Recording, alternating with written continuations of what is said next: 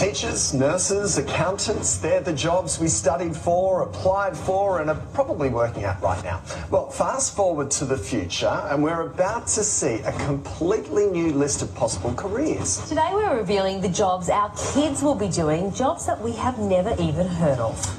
And here with more is futurist Michael McQueen. Michael, nice to see you again. Good to see you guys. 3D machines, they're already on the market, but how will our kids possibly work with them in the future? So 3D printing is interesting in lots of ways, but one of the spots we're seeing a lot of development right now is in the medical field. So for instance, the printing of organs using stem cells, the printing of bone fragments.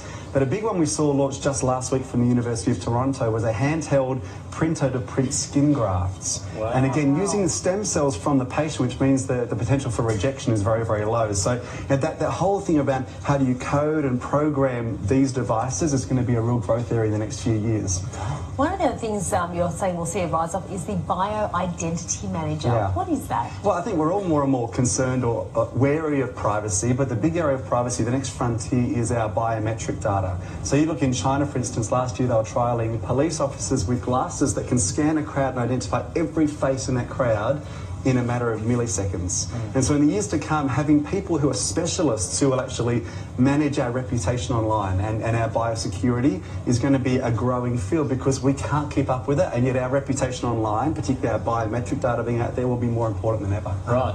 Now, we've heard of substitute teachers, but now we're hearing about holographic teachers. Yeah. So how will this work? Yeah, so this was actually trialled in January last year over in London in a classroom, a life-size hologram conducting a lesson. So Prometheon is the company that's developing this stuff, and apparently, theoretically, it's very interactive, engages with classes and students. I'm not sure just how much it'll replace teachers, but it'll probably augment it. And we'll see this really change the notion of conferences and training, for instance, because a lot of times the biggest cost for a conference is travelling speakers from one part of the world to another.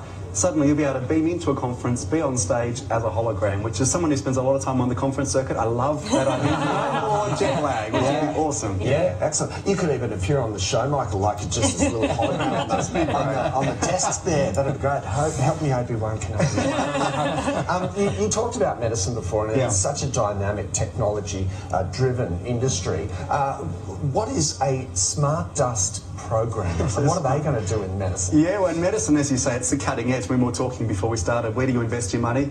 Anything med tech is a smart place to be putting money in the next few years. And I think smart dust is one of these areas that people may have heard the terminology. It's basically at the forefront of nanotechnology, which is these tiny microscopic computers. And smart dust has amazing potential, and we could spend 20 minutes trying to get into how this stuff works. But essentially, imagine being injected with these tiny microscopic computers. They go around your bloodstream, identifying, for instance, cancerous cells or injuries, and targeting those or bringing healing from inside your body. That is where we're going in the next few years. I love your face. It's just incredible, isn't it? Bewildering. Yeah, I just can't fathom it. Yeah. Okay, one of the other things that you said is a job for the future is an ethical sourcing officer. So that's about patrolling, I guess, what's ethical, not just profitable? Is that what absolutely. That is? And so we saw a few weeks ago the modern slavery bill pass here in New South Wales. And what that is pressuring is companies with over $50 million of turnover that you now have to be responsible for everything in your supply chain, whether anything unethical was done to people or the environment in producing that item. And so we'll see that as a growing area where companies need to be monitoring this stuff. It's going to be hard, complex, expensive, and specialists in that field will be necessary. All right, we've been hearing about the rise of Bitcoin now. Finally, alternative currency bankers.